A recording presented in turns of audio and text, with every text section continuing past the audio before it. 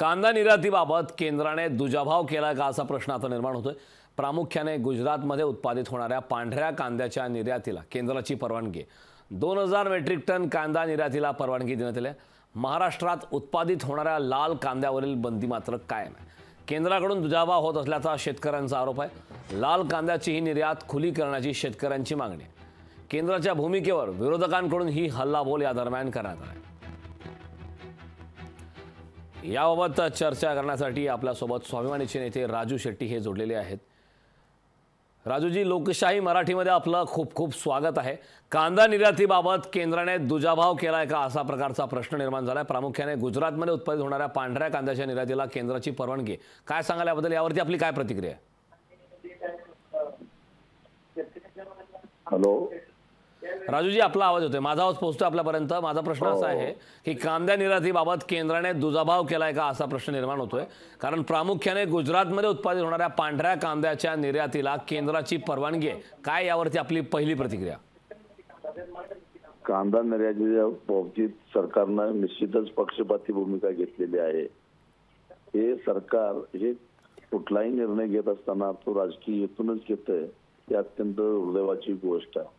आज गुजरात मधल्या काही भागातील शेतकऱ्यांनी मतं द्यावी, त्यांना खुश करण्यासाठी म्हणून निर्यात बंदी काही काळापुरतं उठवली आणि तेच हा नियम नाशिकला लागू होत नाही का?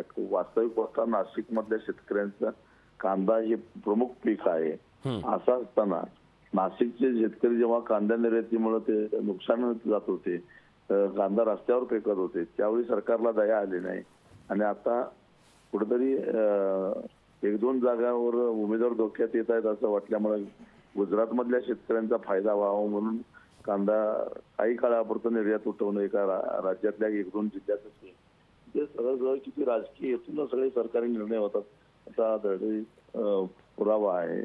आणि म्हणून अशा पद्धतीनं प्रत्येक गोष्टीत राजकारण करणाऱ्या, प्रत्येक गोष्टीत राजकारण शोधणाऱ्या त्या सरकारचं काय करायचं आता देशभरातल्या शेतकऱ्यांनी ठरवायचं। मग ज्यांचा कांदा असो अथवा नसो, किंवा एका शेतकऱ्याच्या बाबतीत असं झालं म्हटल्यानंतर सगळ्या शेतकऱ्यांच्या बाबतीत होणार आहे, तेव्हा देशभरातल्या शेतकऱ्यांनी आता याचं ठरवा होण्याचा निषेध करावा अशी आमची अपेक्षा आहे।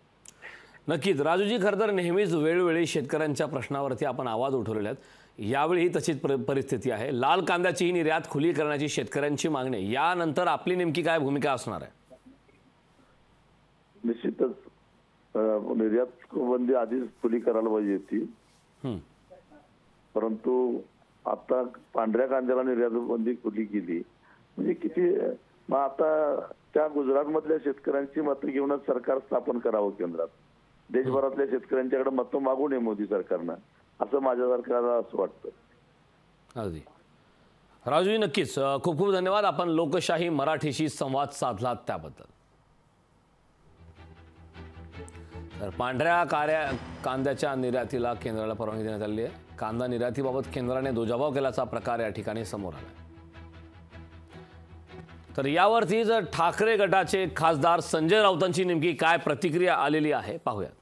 गुजरातचा व्यापारी महाराष्ट्रात येतो, कांदा खरेदी करतो, तो गुजरातला जातो, तिथून हा कांदा आता निर्यात बंदी उठवल्यामुळं परदेशात नेणार म्हणजे गुजरातचा पांढरा कांदा हा मोदींना प्रिय आणि महाराष्ट्राचा कांदा हा रस्त्यावर फेका, महाराष्ट्राचा कांदा सडवा, महाराष्ट्राच्या शेतकऱ्यांची अडवणूक करा, हे मोदींचं धोरण। महाराष्ट्राचा शेतकरी, महाराष्ट्राची गुरं, जनावरं, पशुधन हे तडफडून मेलं पाहिजे असं मोदी आणि शहांना वाटतंय आणि गुजरातच्या कांदा निर्यात बंदी उठवण्यामागची भूमिका मोदींची तीच आहे।